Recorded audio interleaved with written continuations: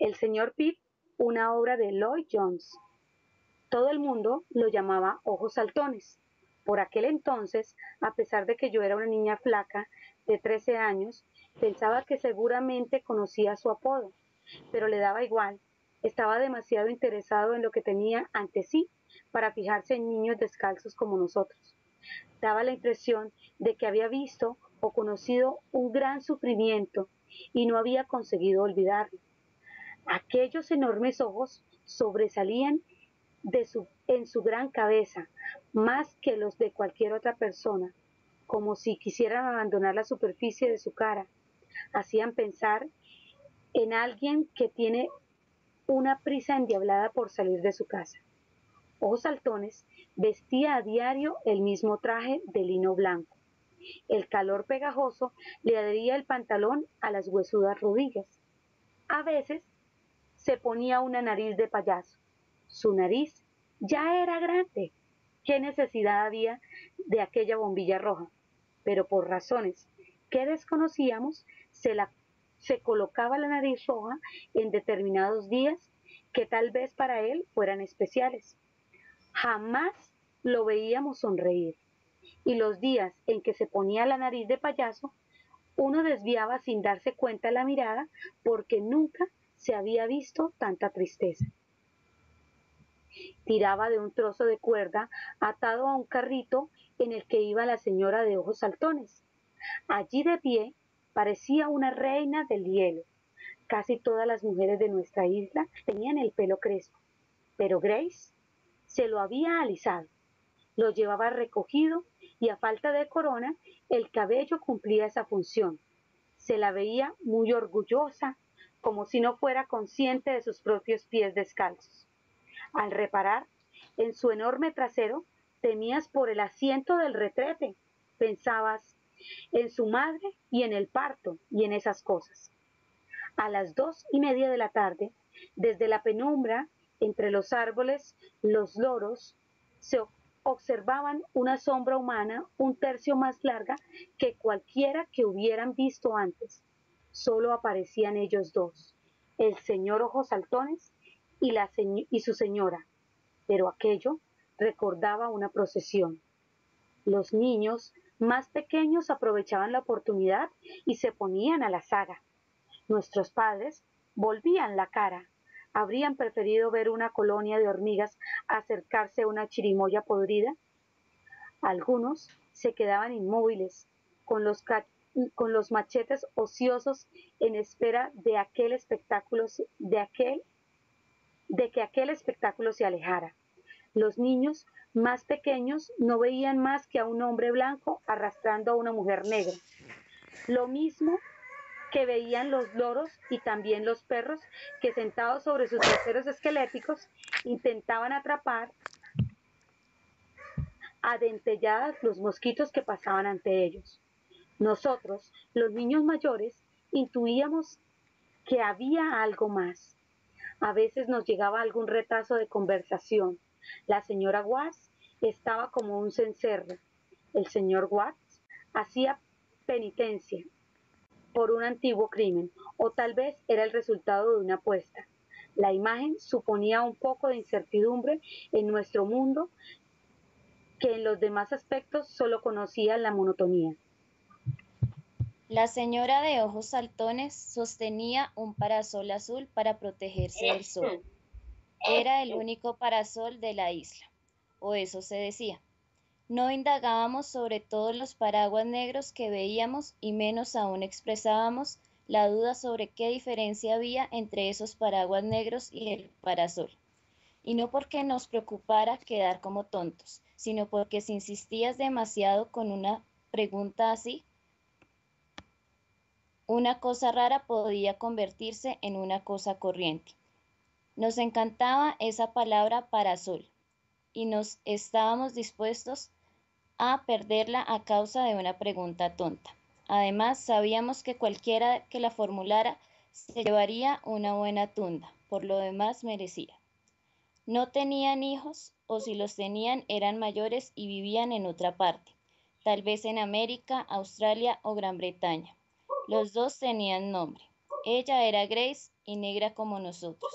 Él se llamaba Tom Christian Watts y era blanco como el blanco de los ojos, solo que de aspecto más enfermizo.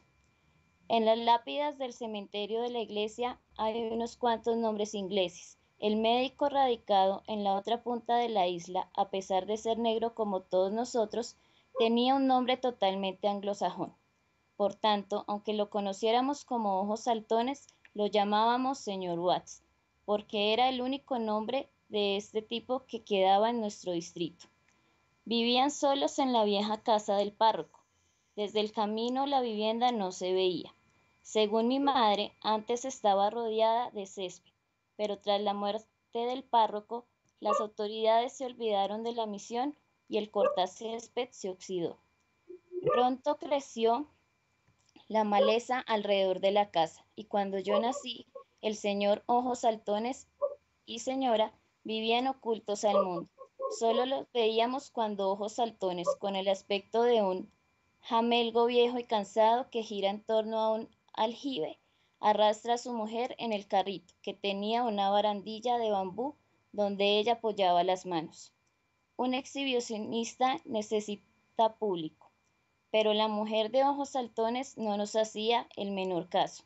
No éramos dignos de su atención. Era como si no existiésemos, aunque tampoco nos importaba. Nos interesaba más el señor Watts. Como Ojos Saltones era el único blanco en varios kilómetros a la redonda, los niños pequeños se quedaban mirándolo hasta que los cubitos de hielo se les derretían en las manos negras. Conteniendo la respiración, los niños mayores llamaban a su puerta para preguntar si podían hacer el trabajo para la escuela sobre él. Cuando abría, algunos simplemente lo miraban petrificados. Yo conocía a una niña mayor a la que invitaron a pasar, pero eso no ocurría siempre. Luego contó que había libros por todas partes. Pidió al señor Watts que le hablara de su vida.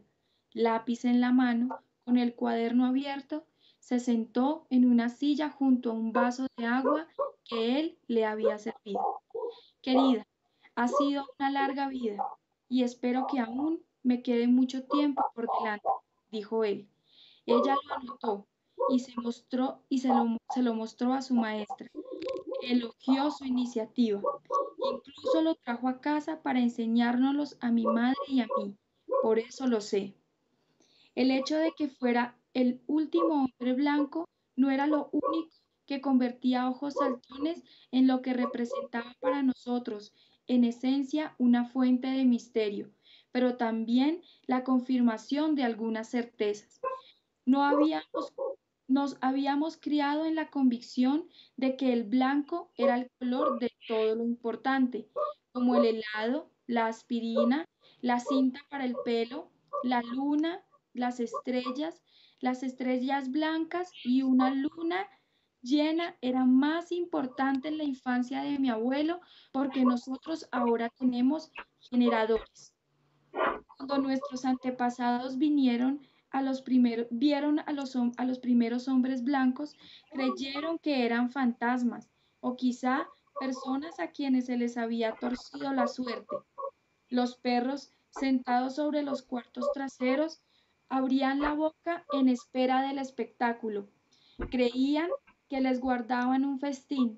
Quizá esas personas blancas podían podían saltar hacia atrás o dar una voltereta por encima de los árboles. Quizá les sobraba comida. Los perros siempre albergaban esa esperanza.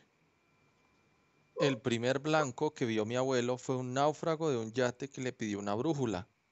Como mi abuelo no sabía qué era una brújula, supo entonces que no tenía brújula.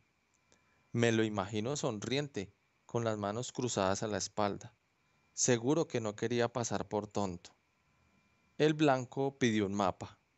Como mi abuelo no sabía qué le pedía, señaló entonces los cortes en los pies del hombre. Mi abuelo se extrañó de que los tiburones hubieran dejado escapar semejante cebo. El blanco preguntó a dónde lo habían arrastrado las olas. Por fin mi abuelo pudo ayudarlo. Respondió que estaba en una isla. El El blanco preguntó si la isla tenía nombre. Mi abuelo contestó con la palabra que significa isla. Cuando el hombre preguntó dónde estaba la tienda más cercana, mi abuelo soltó una carcajada. Señaló un cocotero y luego por detrás del hombre hacia el lugar donde había venido, es decir, al grandísimo mar poblado de peces. Siempre me ha gustado esa historia. Aparte de ojos saltones o señor Watts y algunos mineros australianos, yo había visto a pocos blancos de carne y hueso. Había algunos en una película antigua que nos habían hecho ver en el colegio.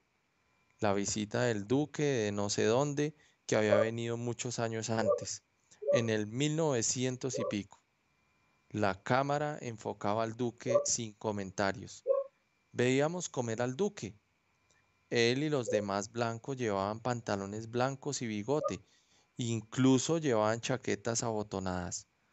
Como además no sabían sentarse en el suelo, se apoyaban primero en un codo, luego en el otro. Todos reímos, nosotros los niños, de los blancos que intentaban sentarse en el suelo como en una silla. Les dieron manitas de cerdo sobre hojas de plátano. Un hombre con casco pedía algo. No supimos qué era hasta que le pasaron un trozo de tela blanca con la que se limpió la boca. Nos partimos de risa. Yo estaba pendiente sobre todo de ver a mi abuelo. Era uno de los niños flacos que andaban por allí descalzos y con camiseta blanca. Empezando por arriba, era el segundo de los que, arrodillados, formaban una pirámide humana delante de los blancos, mientras estos comían manitas de cerdo tocados con cascos. En clase nos pidieron que escribiéramos una redacción sobre lo que habíamos visto, pero yo no tenía ni idea de qué trataba. Como no entendía el sentido, escribí sobre mi abuelo y la historia que me había contado del náufrago, un blanco arrastrado por las olas como una estrella de mar hasta la playa de su aldea, que por aquel entonces no tenía ni electricidad ni agua corriente y sus habitantes ni siquiera sabían el ABC.